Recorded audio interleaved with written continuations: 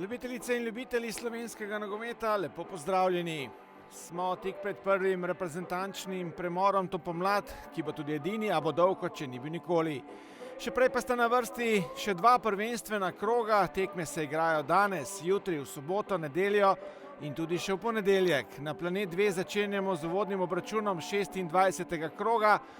Zdaj stiskajo obroč okoli obrambe Aluminija, nogometaši Brava, Španring, Ogrinec, pa Kiram, podal je do Kidriča, ta vrača, Kirmu zdaj priložnost, Tučić in gol.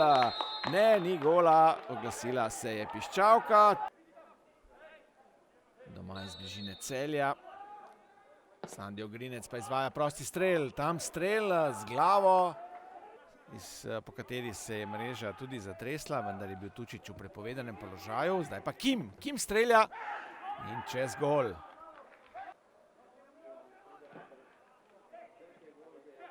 Zdaj Tučić, priložnost, brani Janžekovič. Kot bo za Aluminij Krefl. Krefl podaja na drugo vratnico in gol. Aluminij vodi. Aluminij je povedel v 35. minuti po strelu Skota. Ali je tam Javk zadev. Očitno strelec, ne, Petek strelec. Petka objemajo njegovi soigralci in mu čestitajo. Poglejmo še enkrat. Maružin dobro prodira po desni strani. Podaja v sredino, priložnost. Kiram je streljal. Brani Janžekovič. Maružin. Kidrič. Dobro do Maružina.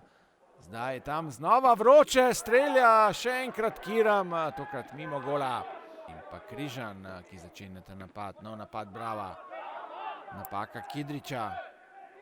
Čermak zdaj dobro izkorišča prazen prostor, podaja tam v zadnjem trenutku pred Flakusom Bosiljem. Flakus Bosil, pa Jakšič preigrava Kurtoviča. Jakšič podaja v sredino in žoga je izletela mimo Vekiča.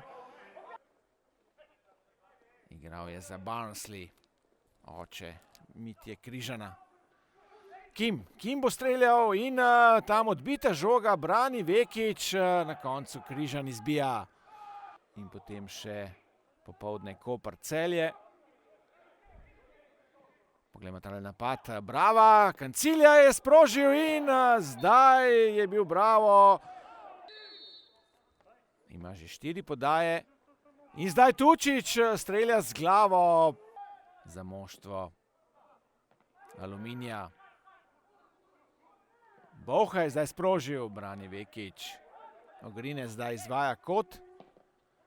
Podaja na drugo vratnico, tam je prišel tudi Vekič v kazenski prostor. Vekič strelja tam.